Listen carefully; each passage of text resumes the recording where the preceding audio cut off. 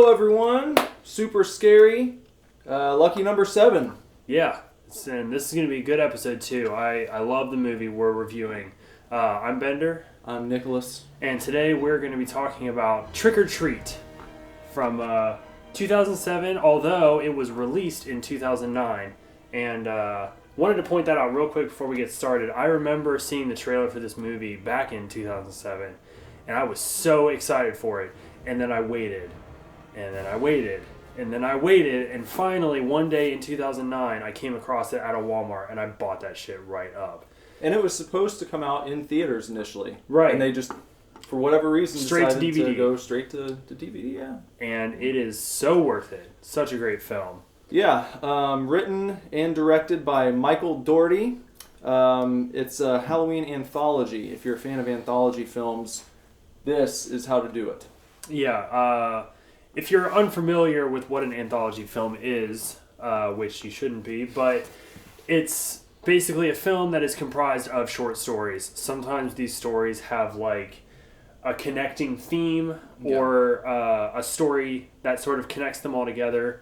And sometimes they open with titles and things like that. So think Creepshow or think any of the VHS movies.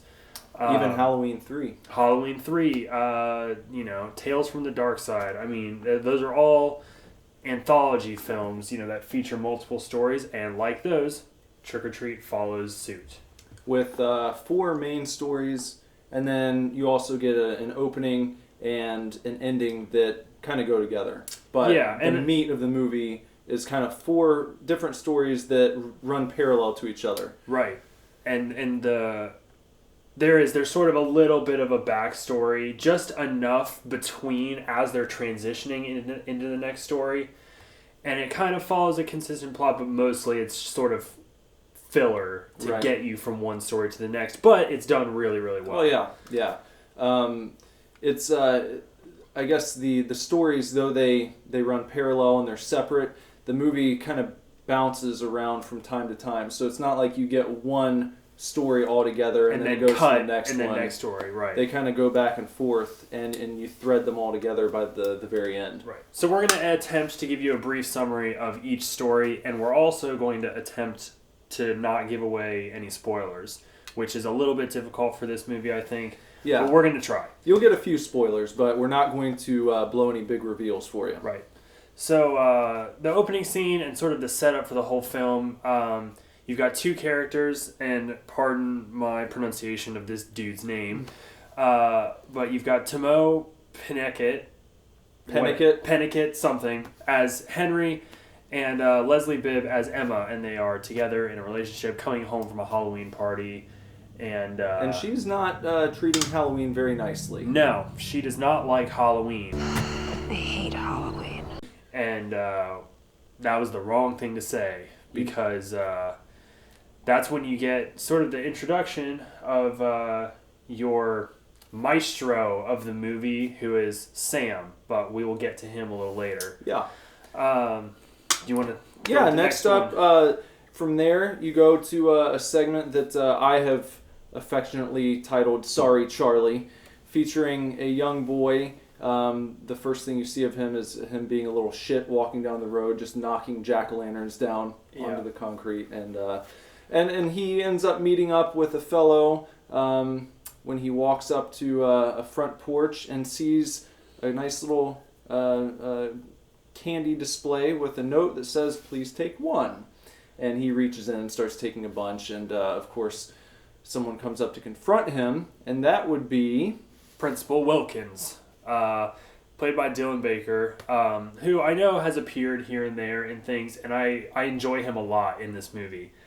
But this is also kind of where you get the establishment of the theme of the movie, because Principal Wilkins sits down with Charlie, who's played by Brett Kelly, and starts telling him the rules of Halloween. Believe it or not, I was just like you when I was a kid. Till my dad set me straight, that is. See, my dad taught me tonight is about respecting the dead. Because this is the one night that the dead and all sorts of other things roam free and pay us a visit. Sorry. All these traditions, jack-o'-lanterns, putting on costumes, handing out treats. They were started to protect us, but nowadays, no one really cares. It's a great speech. It's I awesome. love that speech. Yeah, it's so great, you know. And I love the line at the end, always check your candy. Yeah. You know, and then obviously... That's something I do want to say real quick. Wilkins gives the young boy a well-deserved, in my opinion, piece of bad candy. Yeah. That leads to him getting very, very sick. And as I was watching it, it goes on for a while, and I thought to myself, it was about 10 seconds short of being a Sam Raimi segment in the movie. And it's it almost nice. makes it there, but not it's quite. It's nice that it goes on long, though, because it gives you just enough, like, comedic hint, because it's so silly, and he's just puking up chocolate, and it's, like, running down the stairs. Right. And, I mean, it's like, imagine, like, a chocolate fountain, you know? It's thick and dark and gross, and it's just, like, coming out of this kid's mouth. Could have been a fondue. Yeah. So it's like, it's a little comedic, so it adds like a little bit of charm to this film, you know. So during this segment, you also meet Mr. Krieg, who is Wilkins' next door neighbor. Mm-hmm. And I love the line. First of all, Mr. Krieg is played by Brian Cox. Brian Cox, who's another awesome. famous guy. You've probably seen him in a bunch of stuff. Namely Dodgeball. Mm-hmm. But he comes out of his house and he's looking for his dog. And I love the line. He comes over to the fence to Wilkins and he's like, "It stinks like a dead whore out here." And it's great. I love the twist at the end of Sorry, Charlie, too. Yeah. So good. A lot of fun. Wonderful. You meet also Wilkins has a son who is yelling out the window at him during this backyard scene, and it's kind of funny.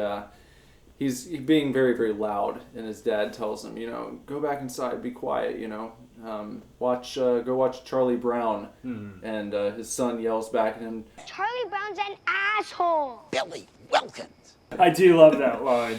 Yeah. But then after that, we move into the second segment, Night of the Virgins. Mm-hmm.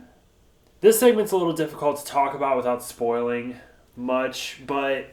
Yeah, the thrust of it is you've got a group of 4 girls who are out for fun on Halloween. They start off at a costume store looking to get all fancied up and go out and have some fun. Yeah. And Anna Paquin's character, she plays a lady named Lori.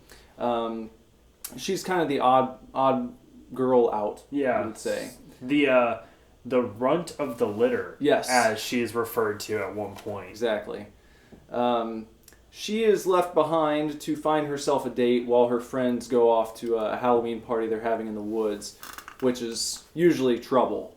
Right. Parties in the woods, usually trouble in horror movies. And by the time Anna Paquin's Lori arrives at this party... with her date, there's tons of trouble. And it's awesome. The trouble is awesome. Yeah. We go on to what I've called quarried to death. Quarried to death. Which...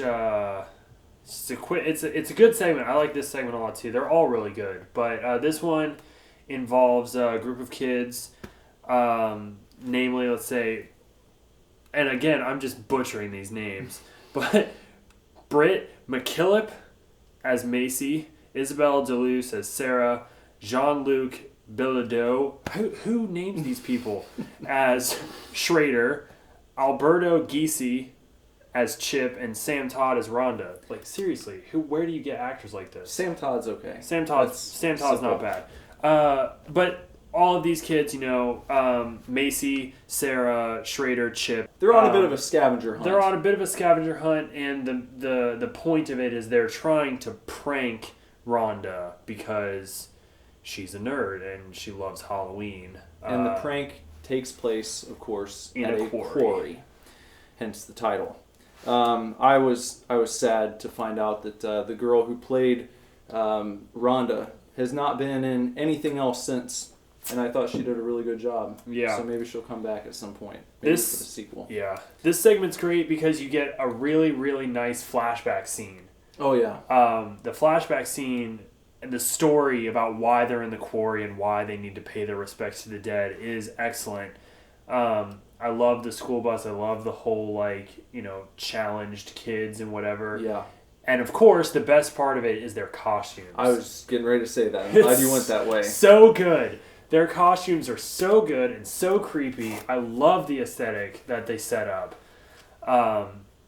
And that flashback scene kind of helps to set up the fourth story in this film.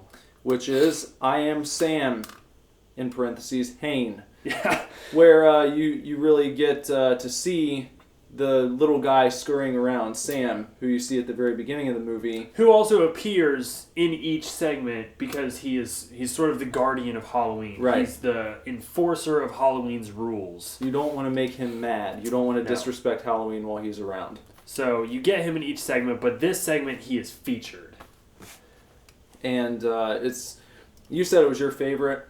I love it. I think I'd probably have to agree with you because I don't know. It's just it feels the most like I don't know, a cohesive movie within the movie itself. Yeah. Not that there's anything wrong with the individual segments kind of bouncing around, but this one I feel it draws you in and it keeps you in one place for a while. Right, and this one, of course, this particular segment stars Brian Cox, Mr. Krieg, and I think part of it is that Brian Cox he's a good actor, so that featuring him alone in a segment alongside Quinn Lord, who plays Sam, that helps it a little bit, Yeah. But the segment is great all around. And you get the call back. You see some of the very first segment that he's in from the beginning of the movie, but from a different perspective. Right. The end. Yeah, that's when you get the short story element in between segments as they're trying to tie it all together.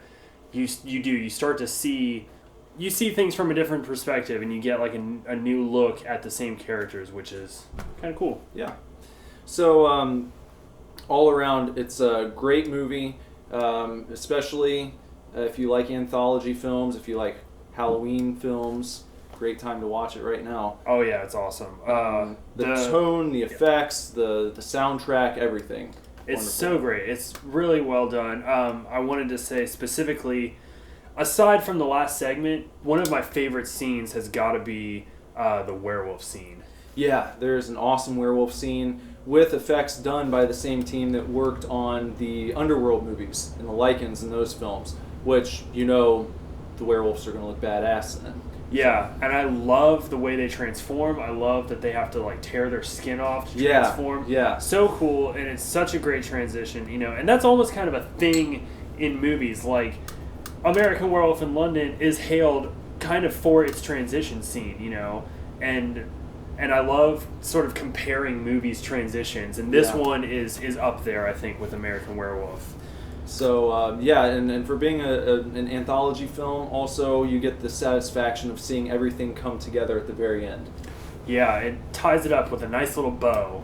And you, if you're looking for the next great slasher, if you will, though it's taken a little while between sequels, I'm sure there's going to be another one at some point. I hope so. They've been talking about it, so I hope so. Sam is perfect. For like the new face of Halloween as we move on. I love him. So I'm hoping at some point you'll start to see movies in this series come out a little more regularly, because I don't think it's a series you can hurt with a few more, or even one every few years. Right. I don't think so either. I mean, as long as it's done right, a lot of anthologies kind of fall by the wayside, but in my opinion, VHS 2 is better than the first one. So there's always that. Yeah. So, thank you for tuning in for this week's Super Scary. Go watch this movie. Yeah, and tune in next week for another movie. Children of the Living Dead, I think. Is that next week? Yeah. No, we're doing 28 Days Later next week. Who knows what we're Something. doing? I don't know. Well, we'll figure it out. Anyway, like I said, I got it for $5. Buy it. Watch it. Happy Halloween. Bye.